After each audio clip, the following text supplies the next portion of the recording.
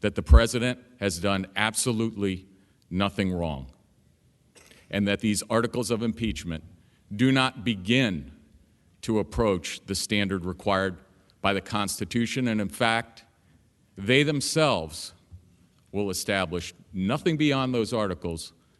You look at those articles alone and you will determine that there is absolutely no case. So we respectfully ask you to adopt this resolution so that we can begin with this process. It is long past time to start this proceeding, and we are here today to do it. And we hope that the House managers will agree with us and begin this proceeding today. We reserve the remainder of our time for rebuttal.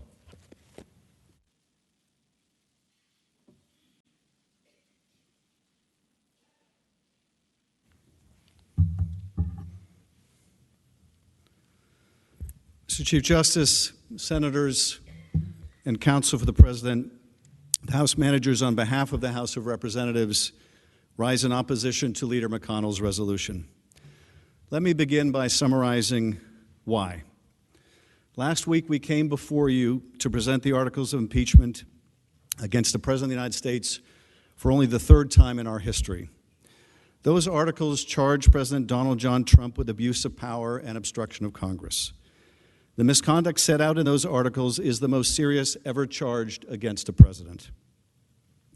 The first article, abuse of power, charges the president with soliciting a foreign power to help him cheat in the next election.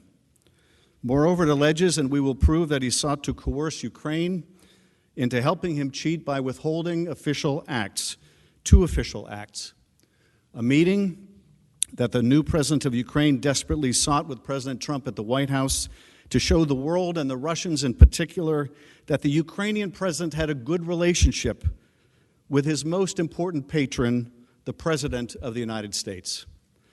And even more perniciously, President Trump illegally withheld almost $400 million in taxpayer-funded military assistance to Ukraine, a nation at war with our Russian adversary, to compel Ukraine to help him cheat in the election. Astonishingly, the President's trial brief filed yesterday contends that even if this conduct is proved, that there is nothing that the House or this Senate may do about it. It is the President's apparent belief that under Article 2 he can do anything he wants, no matter how corrupt, outfitted in gaudy legal clothing. And yet, when the founders wrote the impeachment clause, they had precisely this type of misconduct in mind. Conduct that abuses the power of his office for personal benefit, that undermines our national security, that invites foreign interference in our democratic process of an election. It is the trifecta of constitutional misconduct justifying impeachment. In Article 2, the President is charged with other misconduct that would likewise have alarmed the founders: the full, complete, and absolute obstruction of a co-equal branch of government, the Congress, during the course of its impeachment investigation into the President's own misconduct. This is every bit as destructive of our constitutional order as the misconduct charged in the first article. If a president can obstruct his own investigation, if he can effectively nullify a power the Constitution gives solely to Congress, indeed the ultimate power the Constitution gives to prevent presidential misconduct, then the president places himself beyond accountability, above the law, cannot be indicted, cannot be impeached.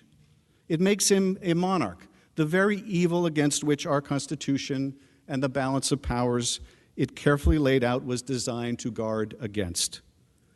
Shortly, the trial on these charges will begin, and when it has concluded, you'll be asked to make several determinations.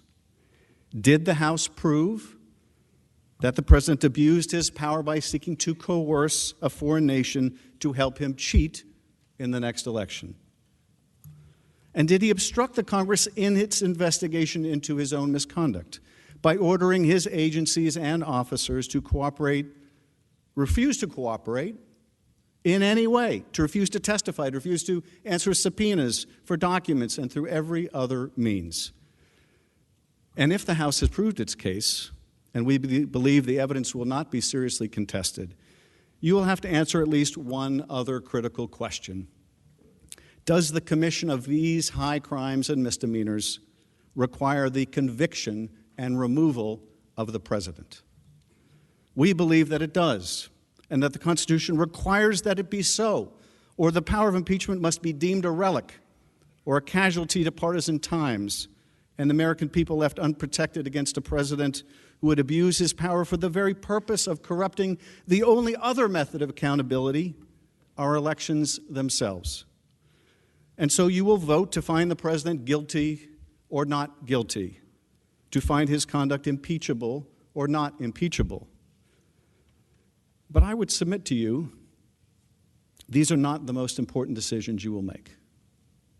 How can that be? How can any decision you will make be more important than guilt or innocence, than removing the president or not removing the president? I believe the most important decision in this case is the one you will make today. The most important question is the question you must answer today. Will the president and the American people get a fair trial? Will there be a fair trial?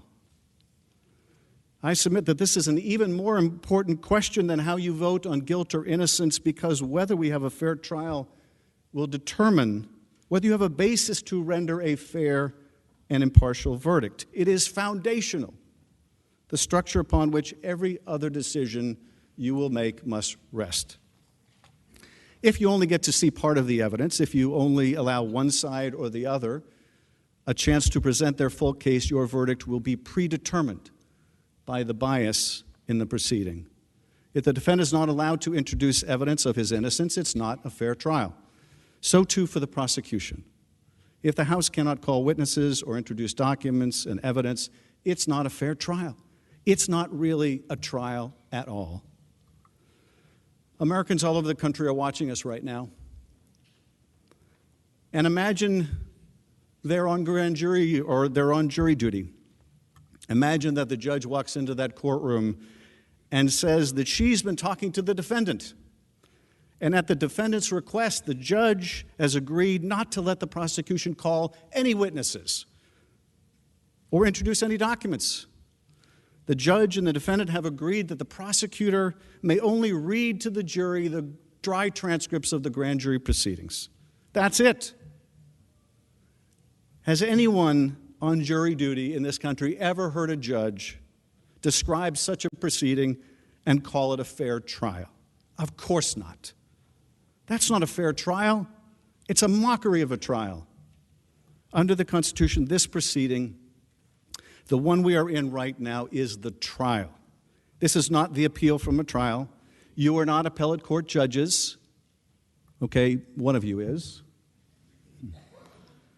And unless this trial is going to be different from every other impeachment trial or any other kind of trial for that matter, you must allow the prosecution and defense, the House manager and the president's lawyers, to call relevant witnesses.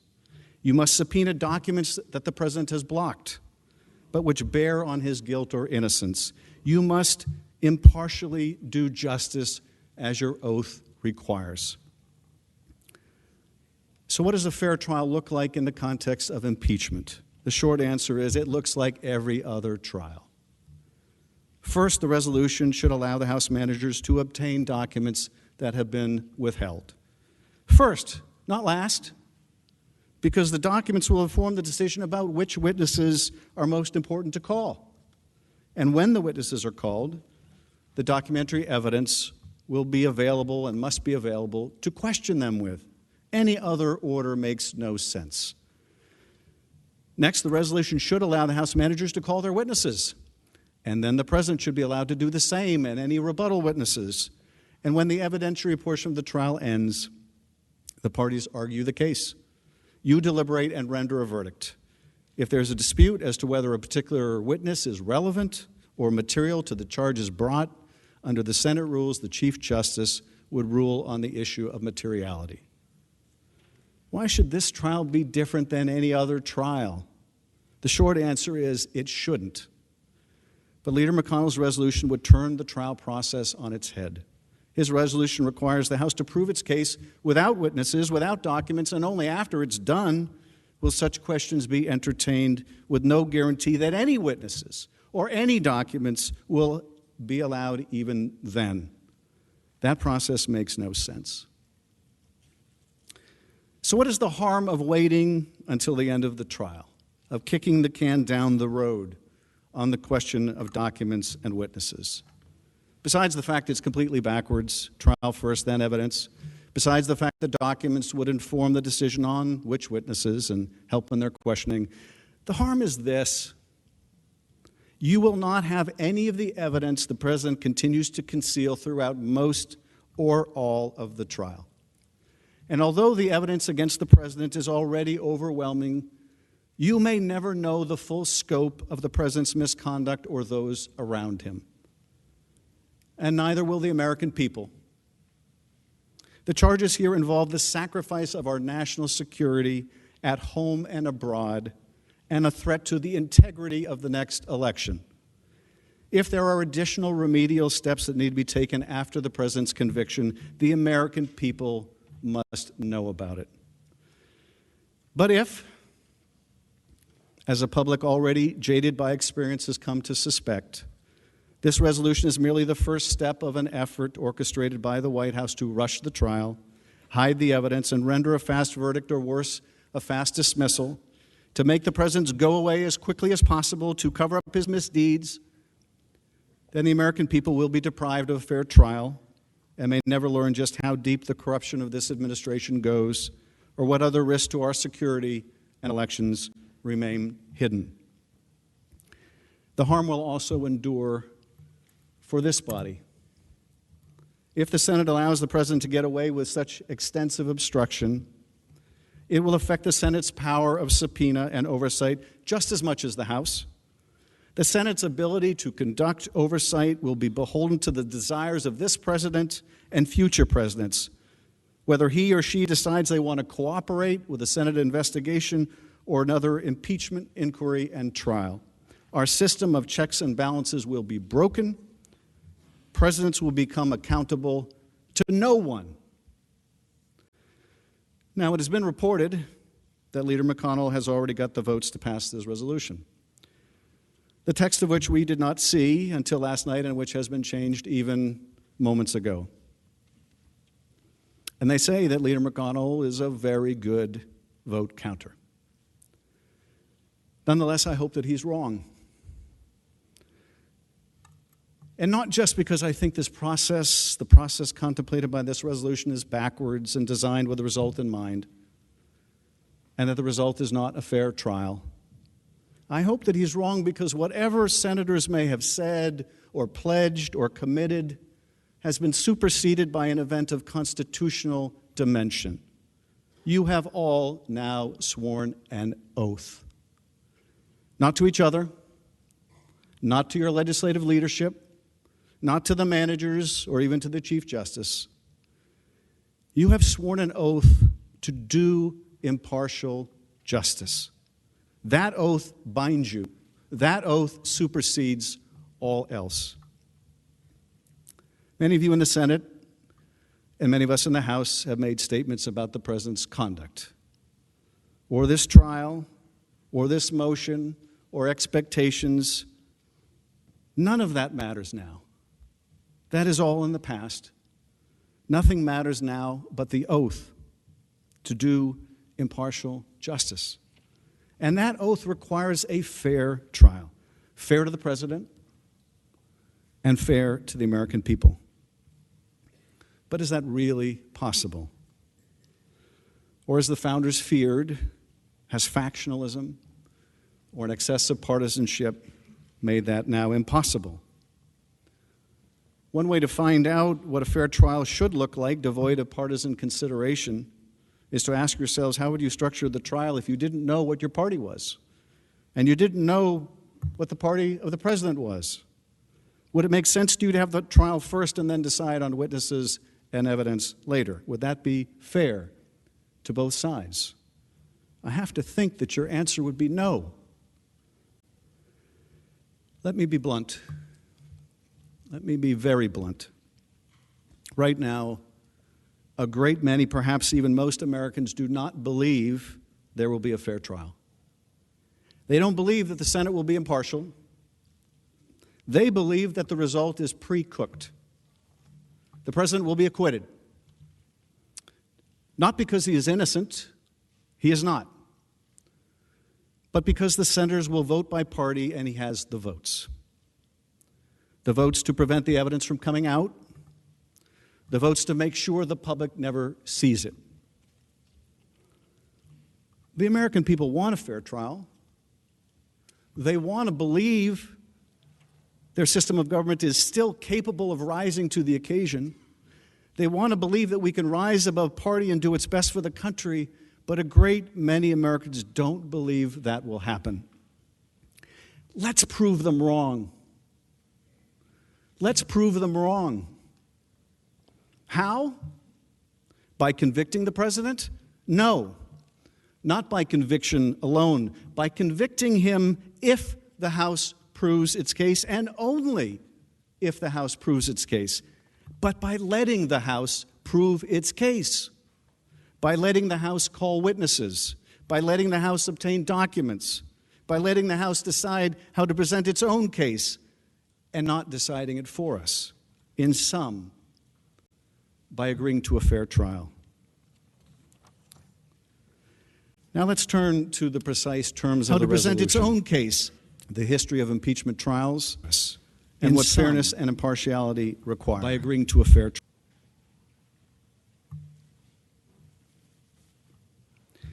Although we have many concerns about the resolution, I will begin with its single biggest flaw.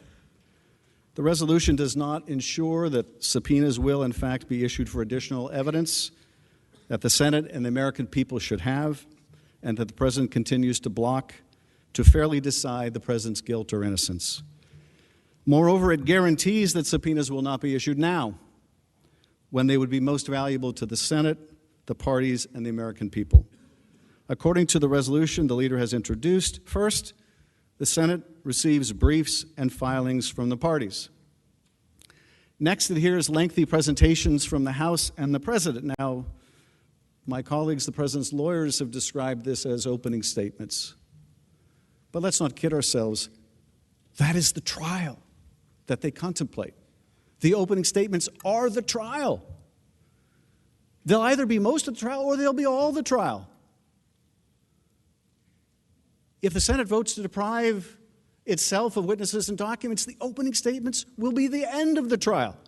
So to say, let's just have the opening statements and then we'll see, means let's have the trial.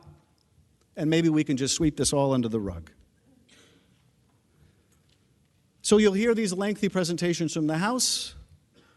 There will be a question and answer period for the senators, and then and only then, after essentially the trial is over, after the briefs have been filed, after the arguments have been made, after the senators exhaust all their questions, only then will the Senate consider whether to subpoena crucial documents and witness testimony that the President has desperately tried to conceal from this Congress and the American people.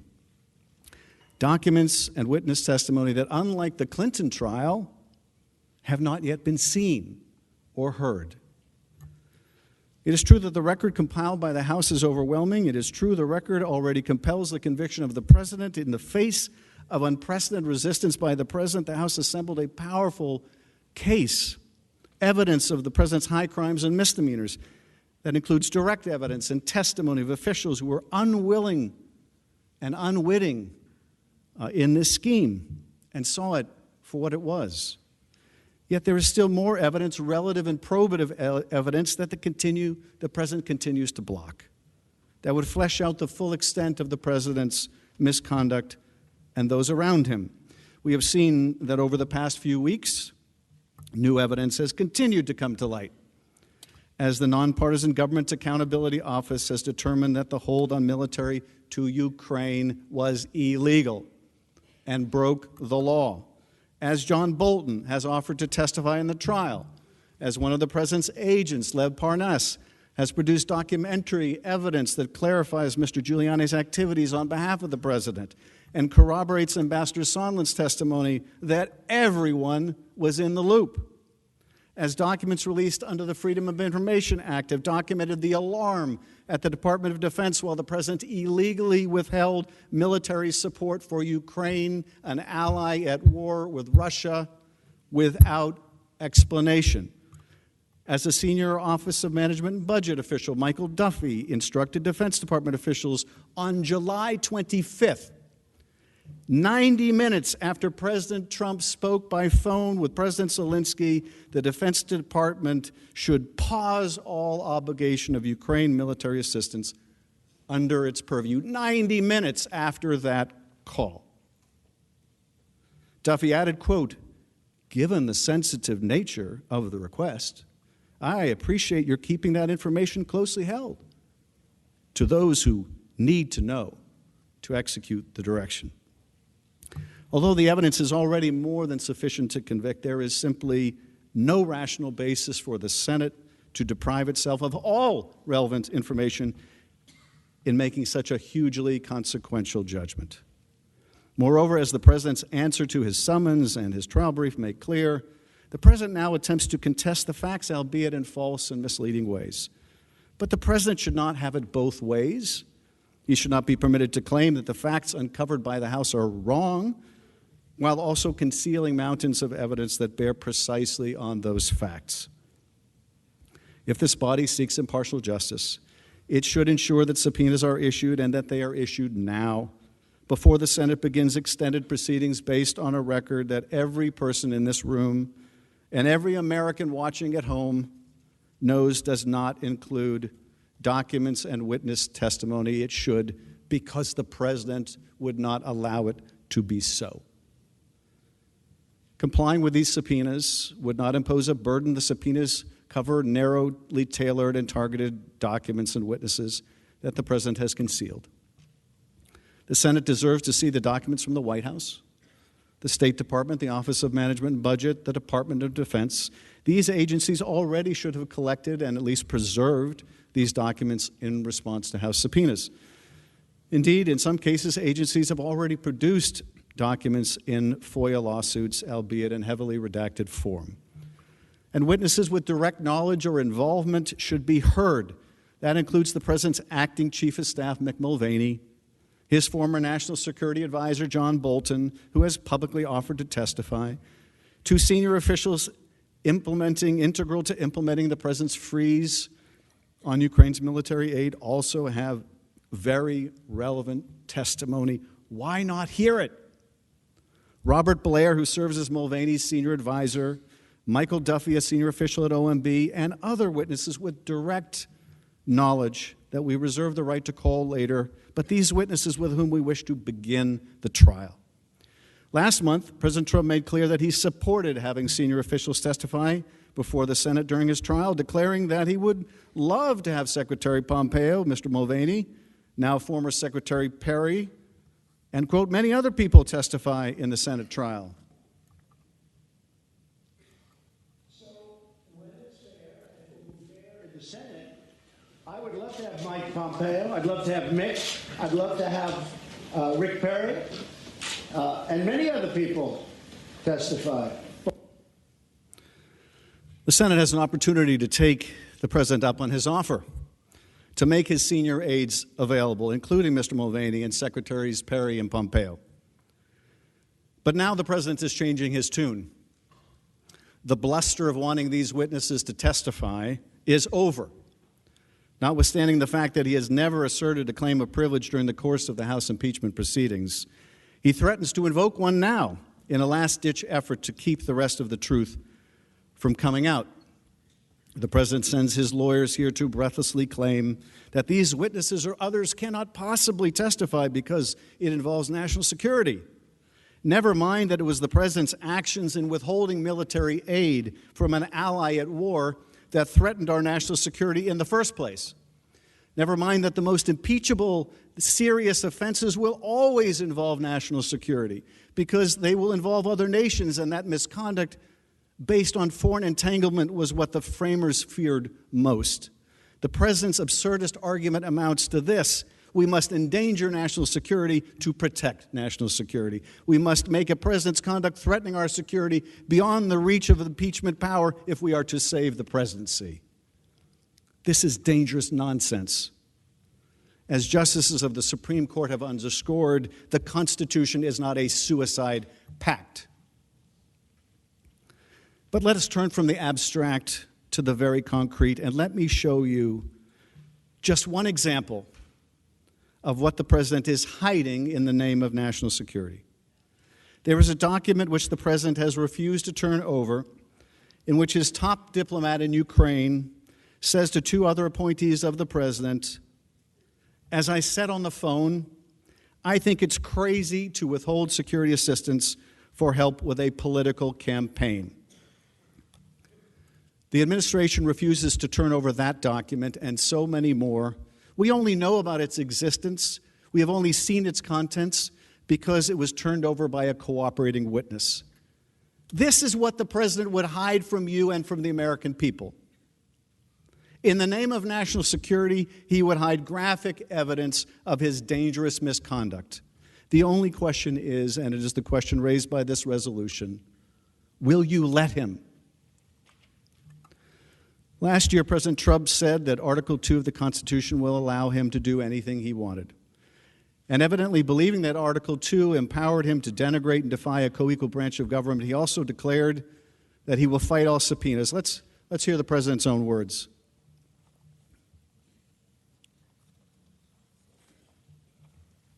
Then I have an Article 2 where I have the right to do whatever I want as president. Well, we're fighting all the subpoenas.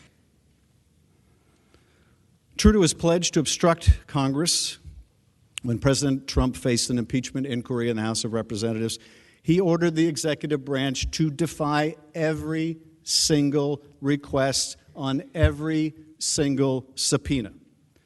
He issued this order through his White House counsel, Pat Cipollone, on October 8, the same counsel that stood before you a moment ago to defend the president's misconduct.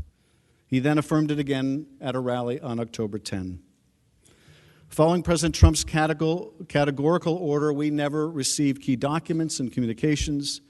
It is important to note, in refusing to respond to Congress, the president did not make any formal claim of privilege ever. Instead, Mr. Cipollone's letter stated, in effect, that the president would withhold all evidence in the executive branch unless the House surrendered to demands that would effectively place President Trump in charge of the inquiry into his own misconduct. Needless to say, that was a non-starter and designed to be so. The president was determined to obstruct Congress no matter what we did. And his conduct since, his attacks on the impeachment inquiry, his attacks on witnesses, have affirmed that the president never had any intention to cooperate under any circumstance. And why? Because the evidence and testimony he conceals would only further prove his guilt. The innocent do not act this way. Simply stated, this trial should not reward the president's obstruction by allowing him to control what evidence is seen and when it is seen and what evidence will remain hidden. The documents the president seeks to conceal include White House records, including records about the president's unlawful hold on military aid, State Department records, including text messages and WhatsApp messages exchanged by the State Department and Ukrainian officials, and notes to file written by career professionals as the scheme unfold in real time. OMB records demonstrating efforts to fabricate an after-the-fact rationale for the president's orders and showing internal objections that the president's orders violated the law. Defense Department records reflecting bafflement and alarm that the president suspended military aid to a key security partner without explanation. Many of the president's aides have also followed his orders and refused to testify. These include central figures in the impeachment inquiry, including White House Chief of Staff Mick Mulvaney, former National Security Advisor John Bolton, and many others with relevant testimony, like Robert Blair and Michael Duffy. Mr. Blair, who serves as a senior advisor to Acting Chief of Staff Mulvaney, worked directly with Mr. Duffy, a political appointee in the Office of Management and Budget, to carry out the president's order to freeze vital military and security assistance to Ukraine. The Trump administration has refused to disclose their communications, even though we know from written testimony, public reporting, and even Freedom of Information Act lawsuits that they were instrumental in implementing the hold and extending it at the president's express direction, even as career officials warned accurately that doing so would violate the law. The president has also made the insupportable claim that the House should have enforced its subpoenas in court and allowed the president to delay his impeachment for years. If we had done so, we would have abdicated our constitutional duty to act on the overwhelming facts before us and the evidence the president was seeking to cheat in the next election. We could not engage in a deliberately protracted court process while the president continued to threaten the sanctity of our elections. Resorting to the courts is also inconsistent with a Constitution that gives the House the sole power of impeachment. If the House were compelled to exhaust all legal remedies before impeaching the president, it would interpose the courts or the decision of a single judge between the House and the power to impeach. Moreover, it would invite the president to prevent his own impeachment by endlessly litigating the matter in court, appealing every judgment, engaging in every frivolous motion or device. Indeed, in the case of Don McGahn, the president's lawyer who was ordered to fire the special counsel and lie about it, he was subpoenaed by the House in April last year, and there is still no final judgment. A president may not defeat impeachment or accountability by engaging in endless litigation. Instead, it's been the long practice of the House to compile core evidence necessary to reach a reasoned decision about whether to impeach, and then to bring the case here to the Senate for a full trial. That is exactly what we did here, with an understanding that the Senate has its own power to compel documents and testimony. It would be one thing if the House had shown no interest in documents or witnesses during its investigation, although even there, the House has the sole right to determine its proceedings, as long as it makes the full case to the House, as it did. But it is quite another when the president is the cause of his own complaint, when the president withholds witnesses and documents and then attempts to rely on his own noncompliance to justify further concealment. President Trump made it crystal clear we would never see a single document or a single witness when he declared, as we just watched, that he would fight all subpoenas. As a matter of history and precedent, it would be wrong to assert that the Senate is unable to obtain and review new evidence during a Senate trial, regardless of why evidence was not produced in the House. You can and should insist on receiving all the evidence so you can render impartial justice and can earn the confidence of the public in the Senate's willingness to hold a fair trial. Under the Constitution, the Senate does not just vote on impeachments. It does not just debate them. Instead, it is commanded by the Constitution to try all cases of impeachment. If the founders intended for the House to try the matter and the Senate to consider an appeal based on the cold record from the other chamber, they would have said so. But they did not. Instead, they gave us the power to charge and you the power to try all impeachments. The framers chose their language and the structure for a reason. As Alexander Hamilton said, the Senate is given awful discretion in matters of impeachment. The Constitution thus speaks to senators in their judicial character as a court for the trial of impeachments. It requires them to aim at real demonstrations of innocence or guilt, and it requires them to do so by holding a trial. The Senate has repeatedly subpoenaed and received new documents, often many of them while adjudicating cases of impeachment. Moreover, the Senate has heard witness testimony in every one of the 15 Senate trials, full Senate trials in the history of this republic, including those for Presidents Andrew Johnson and Bill Clinton. Indeed, in President Andrew Johnson's Senate impeachment trial, the House managers were permitted to begin presenting documentary evidence to the Senate on the very first day of the trial. The House managers' initial presentation of documents in President Johnson's case carried on for the first 2 days of trial, immediately after which witnesses were called to appear in the Senate.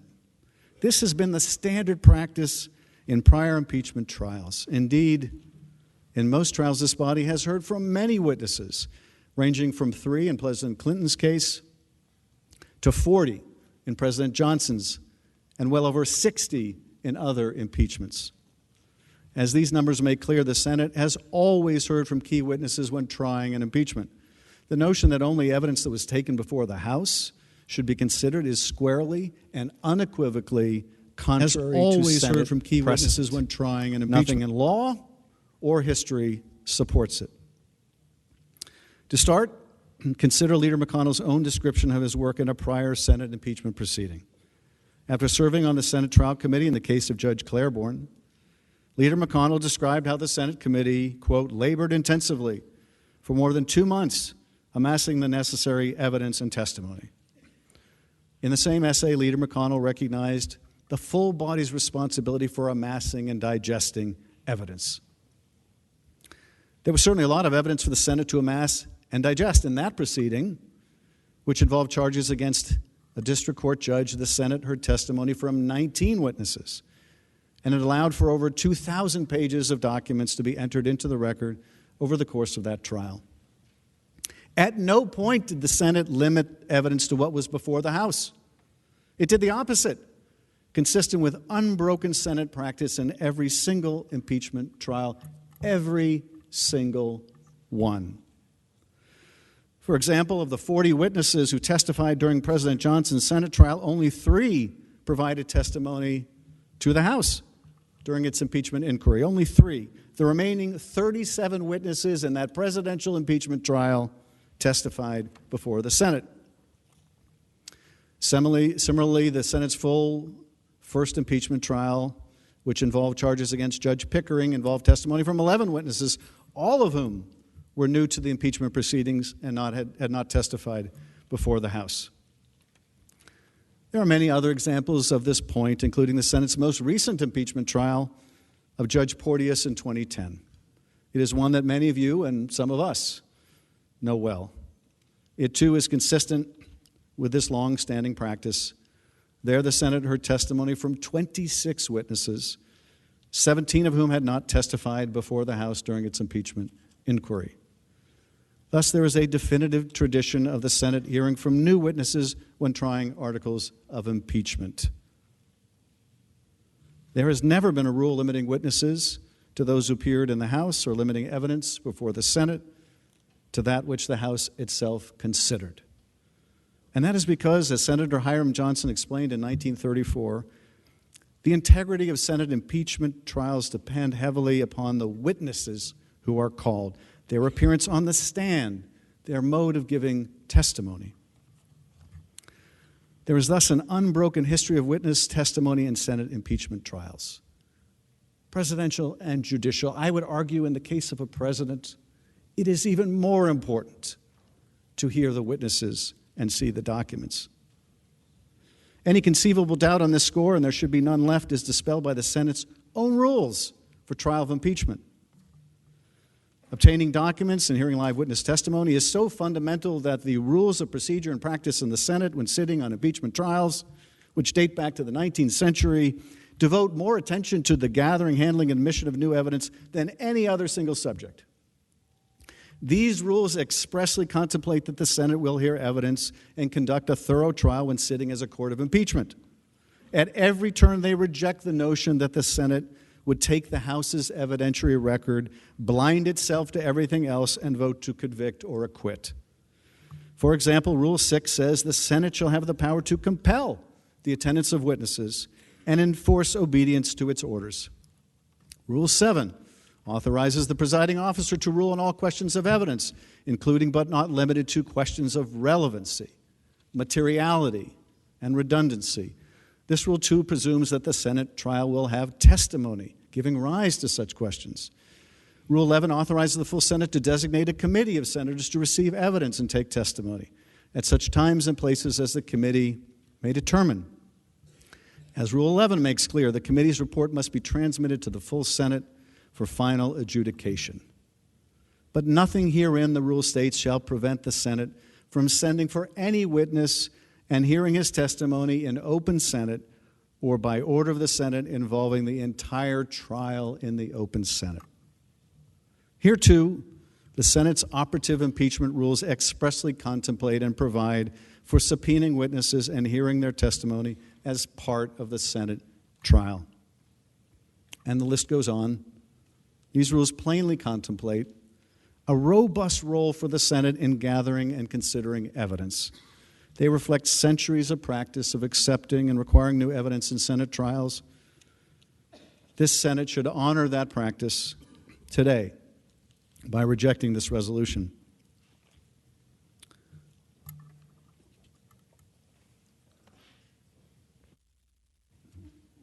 What about the Clinton trial? What about the Clinton trial, it will be argued?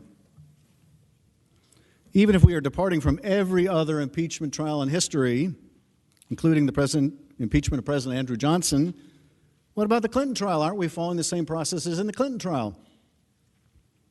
The answer is no. First, the process for the Clinton trial was worked out by mutual consent among the parties. That is not true here, where the process is sought to be imposed by one party on the other. Second, all of the documents in the Clinton trial were turned over prior to the trial. All 90,000 pages of them, so they could be used in the House's case. None of the documents have been turned over by the President in this case. And under Leader McConnell's proposal, none may ever be. They certainly won't be available to you or to us during most or all of the trial. If we are really going to follow the Clinton precedent, the Senate must insist on the documents now, before the trial begins. Third, the issue in the Clinton trial was not one of calling witnesses, but of recalling witnesses. All of the key witnesses in the Clinton trial had testified before the grand jury or been interviewed by the FBI, one of them dozens of times, and their testimony was already known. President Clinton himself testified on camera and under oath before the Senate trial. He allowed multiple chiefs of staff and other key officials to testify, again, before the Senate trial took place. Here, none of the witnesses we seek to call, none of them have testified or been interviewed by the House. And as I said, the President cannot complain that we did not call these witnesses before the House when their unavailability was caused by the President himself. And last, as you will remember, those of you that were here, the testimony in the Clinton trial involved decorum issues that are not present here.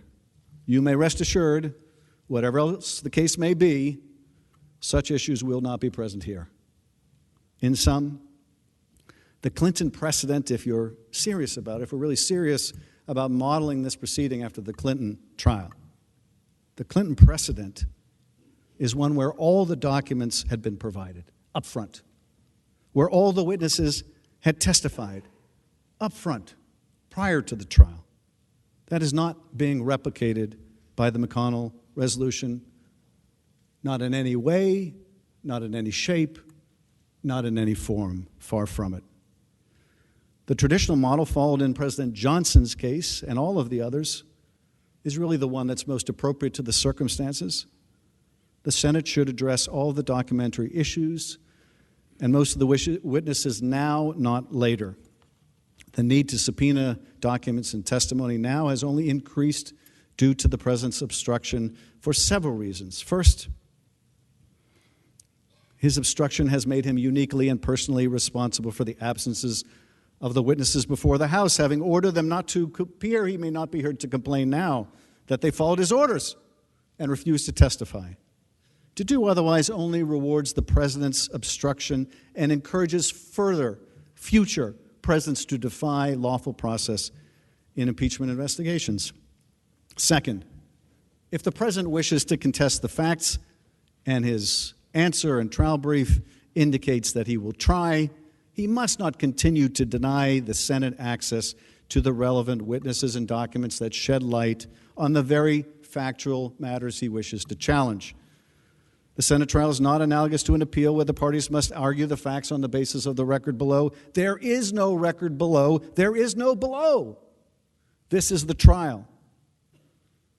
Third, the president must not be allowed to mislead the Senate by selectively introducing documents while withholding the vast body of documents that may contradict them. This is very important. The president must not be allowed to mislead you by introducing documents selectively and withholding all of the rest. All of the relevant documents should be produced so there is full disclosure of the truth. Otherwise, there is a clear risk that the president will continue to hide all evidence harmful to his position while selectively producing documents without any context or opportunity to examine their creators. And finally, you may infer the president's guilt from his continuing efforts to obstruct production of documents and witnesses. The president has said he wants witnesses like Mulvaney and Pompeo and others to testify, and that his interactions with Ukraine have been perfect. Counsel has affirmed today that will be the president's defense. His conduct was perfect. It's perfect. Perfectly fine to coerce an ally by withholding military aid to get help cheating in the next election. That will be part of the president's defense, although albeit not worded in that way. But now he has changed course and does not want these witnesses to testify. The logical inference in any court of law would be that the party's continued obstruction of lawful subpoenas may be construed as evidence of guilt. Let me conclude. The facts will come out in the end. The documents which the president is hiding will be released through the Freedom of Information Act or through other means over time. Witnesses will tell their stories in books and film. The truth will come out. The question is, will it come out in time? And what answer shall we give if we did not pursue the truth now and let it remain hidden until it was too late to consider on the profound issue of the president's guilt or innocence? There are many overlapping reasons for voting against this resolution, but they all converge on a single idea: fairness. The trial should be fair to the House, which has been wrongly deprived of evidence by a president who wishes to conceal it. It should be fair to the president, who will not benefit from an acquittal or dismissal if the trial is not viewed as fair, if it is not viewed as impartial. And fair to you senators, who are tasked with the grave responsibility of determining whether to convict or acquit, and should do so with the benefit of all of the facts. And fair to the American people, who deserve the full truth and who deserve representatives who will seek it on their behalf. And with that, Mr. Chief Justice, I yield back. Mr. Cipollone, Mr. Sekulow, you have 57 minutes available.